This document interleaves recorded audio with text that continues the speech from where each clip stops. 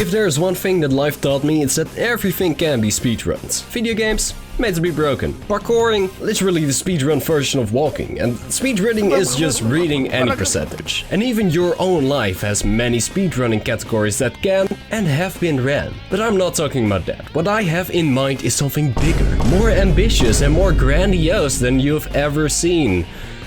I'm going to speedrun anime. But I see you thinking, dear viewers, Solgilou, how does one perform a speedrun of the anime? When making a sword, you don't immediately hammer away at a piece of metal. What you first need is a mold. We at Solgilou Camp have worked tirelessly to shape all anime of summer 2022 into a single anime game. We call it Sumnime, the latest evolution in Heron King genre. Go to school, play up to 20 courses each from a different anime and become the Heron King of Morvington High. Do you have what it takes? And of those 20 shows that came out, we're going to race our way to the ending as fast as possible. But there is a twist. Sumnime's main objective is to go through all the school courses, meet heroines and find as much love as possible. I say to hell with that. Harem protagonists have had it too easy for too long. And if we're going to do this, we're going to do this my way. Maidenless. Yes, that's right. This is Summer Anime 2022. No waifu %. Our objective for the speedrun is to survive the entire game without any matrons around our muscles. And with that I'll say, let's not stall any longer. Ready, set, go! We start the run with a hop, 4 skips and a jump out of bed. As we get ready for the day by filling in our name, we run into our first obstacle, our little sister. As a maidenless homie, we choose the option to resist her advances. The next event plays out as a bottom measure, where we have to resist getting caught up in her charm. Normal players will play according to the game's rules, but we are a certified speedrunner. So instead, we turbo mash on 2 controllers at the same time, finish the segment with ease and don't gain any affinity points at all. And that's a good start to the speedrun. After skipping a few cutscenes, we grab our motorcycle and ride to the main setting of this wacky run. This is Morvington High, a place where romance buds and passion blossoms. The central game mechanic of Sumnime is that inside of Morvington, we can change the genre and art style to any show that came out in summer 2022. So let me tell you how the speedrun is gonna go. Morvington High has 20 different courses you can take. Each class normally takes around an hour to complete. During each course, you can get the chance to earn affinity points with one of the heroines of the game. At the beginning of each course, you get a special combat class. Normally, we can only switch to a different class inside of a course, but once you finish a course, that rule falls completely away. However, we can't just spam classes because the switch has a cooldown of 20 seconds. Out of the 20 classes, there are 5 classes that we need to acquire for this route. The Trickster class, Gunslinger, Elite Agent, Sever, and Contractor. Trickster is by far the most valuable of these classes, and you'll see why once we get it. So to sum it up, our objectives for the first part of the game are 1. To get the Trickster class, and 2. Avoid social interaction as much as possible. As we enter our course, we get teleported to the setting of the Trickster class. At this point you might be wondering, Solgilou, why is the Trickster class so important? Well, sit down. The unique ability of the Trickster class is spatial teleportation, a spell that spawns a door that teleports us to an area 10 feet away. Teleportation in games is finicky. It's pretty hard to program without breaking the game. Sumnime is already a game made on a shoestring budget, not enough personnel and hard deadlines, and this is something we're gonna take full advantage of. Placing the door at specific coordinates, we can access parts of the game that you should normally not be able to access yet. This could be an out-of-bounds area, a location we have never been to, or even in the middle of a cutscene. However, we only have 3 teleportation coins. Since coins recharge every 10 minutes, we need to be careful where we use them. That's why we're taking the most efficient routes in this playthrough. The main objective for this part is to defeat the shadow hidden inside the heroine's heart. To do this, we first need to get to the snowbound city. After showing off some sick frame-perfect snowboard tricks, we stealth our way onto the top of the city. That right there is our target. Now we just need to get there without being spotted. A few blocks away there's a wall that, if we cross it, can take us straight to the entrance of the castle, cutting about 70% of the course. The intended route was to go all the way around and open it from the other side. But we, as a bona fide speedrunner, we don't care. I've spent months trying to figure out how to bypass this barrier, and finally, I've come up with a consistent way to pass it. The first thing we want to do is to get through the knockback. So we do this by targeting the right frame, hold left, and as we shoot out our side, it will clip us inside of the barrier. Afterwards, we wiggle back and forth to gain momentum, and on the 7th frame of this wiggle, we drop a small bomb that will give us the final push we need to phase through this wall. Mission accomplished. I make it look really easy, but honestly, this is way more difficult than you think it is. Reaching the staircase, we shovel step a few times back and forth and put down the first door of this run. And bam, because we aren't supposed to be here yet, the game glitches out and puts us right at the ending cutscene of the trickster boss fight. It's incredible what a little bit of glitching can do. I'll let this play out for you.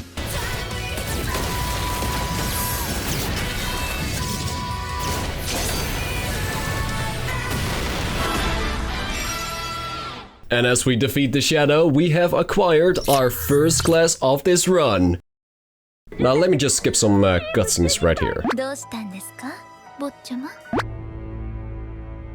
Before we go ahead to the next section, we enter free time mode. Normally free time is supposed to be the time to go around and socialize with people, but we are speedrunning. We don't have time to mingle with the damsels. Luckily for us, toilet break is seen as an event that takes up time. Since every visit to the toilet takes 10 minutes, all we have to do is enter a few times, let the cutscene play, and watch as the time flies by. This also makes it so that the second event with Lil Sis Chan doesn't trigger, giving us a much easier time. After our routine on the latrine, we go to the next scene and swap bodies with something that will give us an edge over the world of the true killer. A man with a fedora. Being thrown right in the den of the lions, we are approached with Femme Fatale, who can't resist the taste of a man with a fedora, same fam, same, and tries to make a move on us, but thankfully, I am a certified speedrunner, and speedrunning this conversation I shall. Hey, are you? No. Skipping some cutscenes, we get right into the meat of this course, which is finding the woman we just met because this guy got robbed by her, and instead of going to the police, he was like, I can change her by tapping that. Speeding around at the speed of sound and talking to the necessary NPCs to make the events appear, we race through the investigation part of the game to once again meet up with Silver and Slutty. Only this time, we will have to do the frame perfect chasing.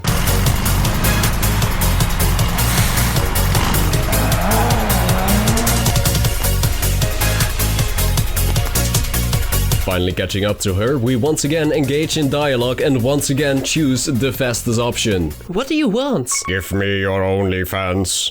This is where things become really interesting though. As we chase my lady down the pathway, we switch to the trickster class and use one of the coins on this exact frame to multi-dimensionally teleport to the final level of the elite agent segments. A 1v2 against the most elite agents of the organization. This trick only works because the programmers mix up the name for the Python script with Paimonship. So that's why we're gonna hear Genshin Impact music in the background.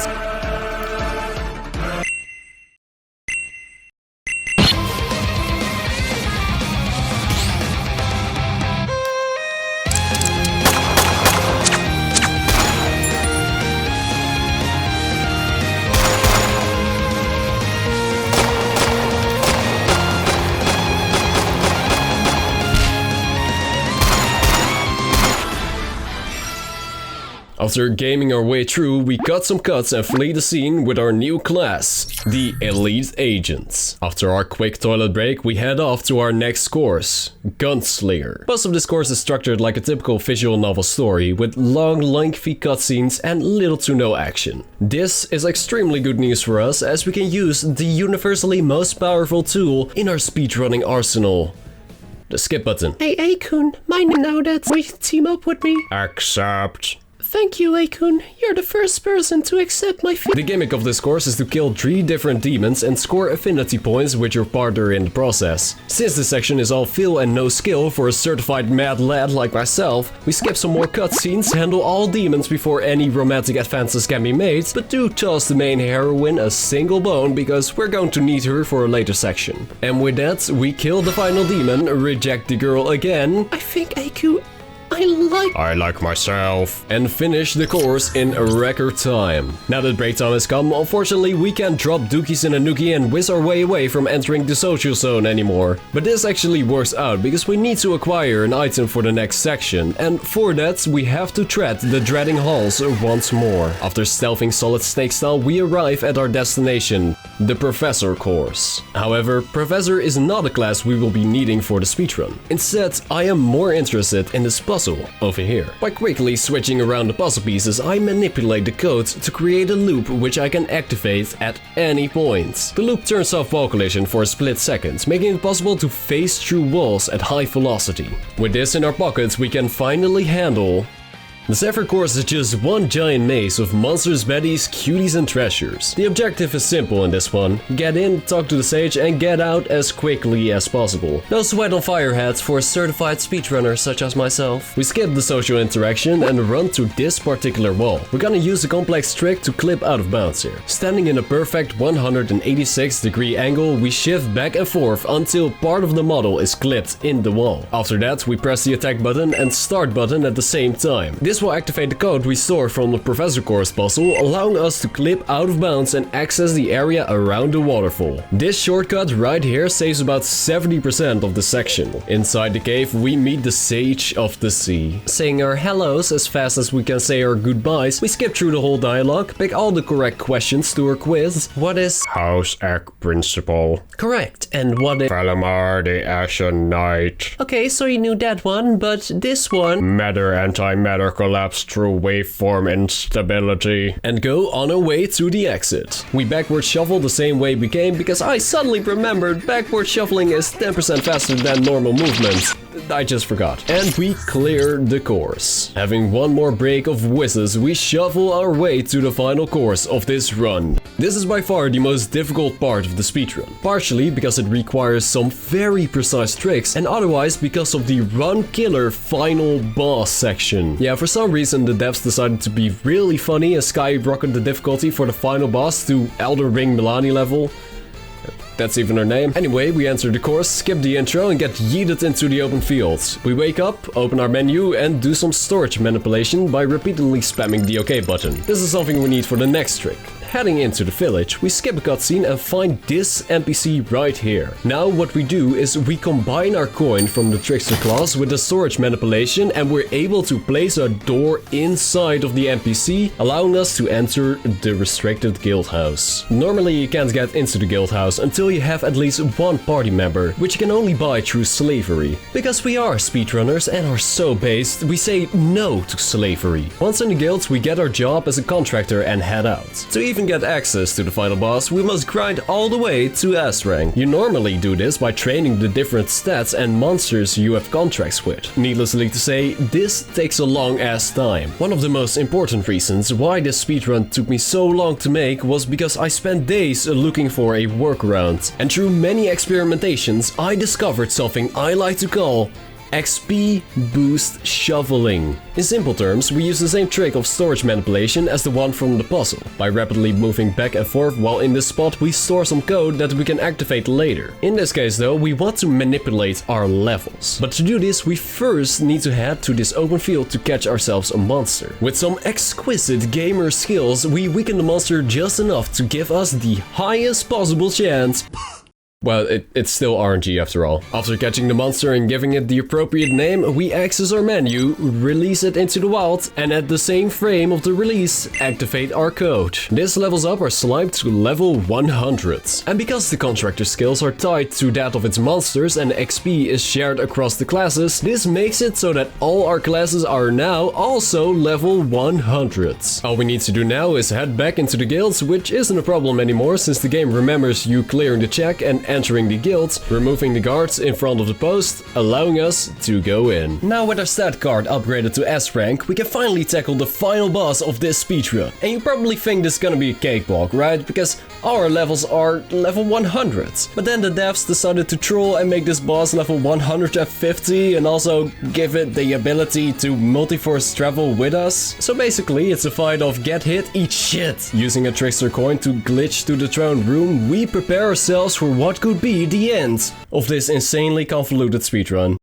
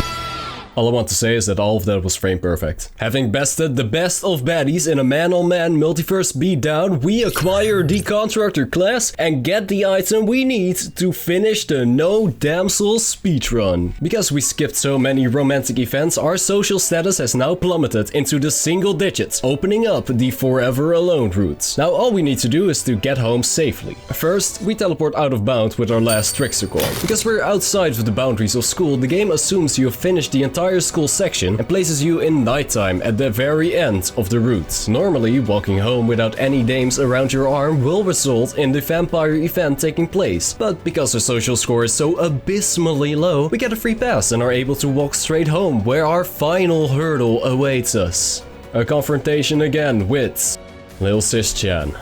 This, man, is the concluding test. The crowning confrontation. The ultimate face-off. The game's supreme ace up its sleeve.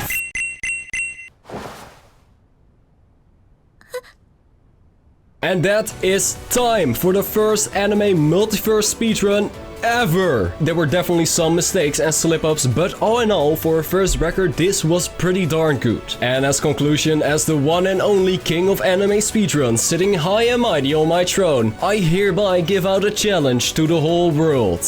Let's slip the dogs of war and just try to take this record from me.